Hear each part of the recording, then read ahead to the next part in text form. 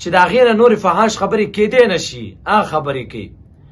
نو دا د دې وخت دوسان دي. الله رب العزت جنت ته فرمایي ای جنت په تا باندې داسې خلک حرام دی.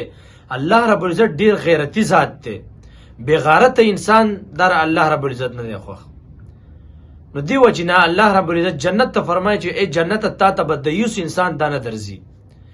څلورم الله رب العزت جنت ته فرمایي ای جنته تا ته به هغه اجړه هغه خنثی مشکل دا به ته نه درځي کم خنثی مشکل او کم اجړه چې په کورونو کې ګرځي او زنا کوي دا به تا ته نه درځي په ده باندې جنت حرام دی. پنځم پیغمبر علیه السلام فرمایي الله فرمایي چې ای جنته تا ته به چغلخور نه درځي چې په یو ځای کې یو خبره وکړي په بل ځای کې بله خبره وکړي دوه کسان جنګوي تا ته به هغه کس نه درځي. شپږم تا ته به هغه کس نه درځي چې کوم قطع رحمي وکړي خلکو سه خبرې بندې کړي دغه رنګې رشته دار پرېږدي تعلق د خلکو سه ختم کړي. الله وفرمایل چې ای جنت ته تا ته به داسې خلک هم نه درځي. اووم به څوک نه درځي الله رب العزت ته وفرمایل هغه انسان به نه درځي چې د خلکو سه وعده وکړي چې دې کار به زه کوم پلانې ټیم له به زه راځم د پلانې کار به تاله کوم. لکه نن سبا په دې دور کې تاسې وګورئ څنګه چې مسلمان کې بیا غټ خلک MNA شو MPS شو دغه رنګې د حکومت مشران شو چې دا کار به وکړم خلکو سه څونه وعدې وکړي په جلسو کې لیکن یوه وعده هم بیا نه پوره کوي.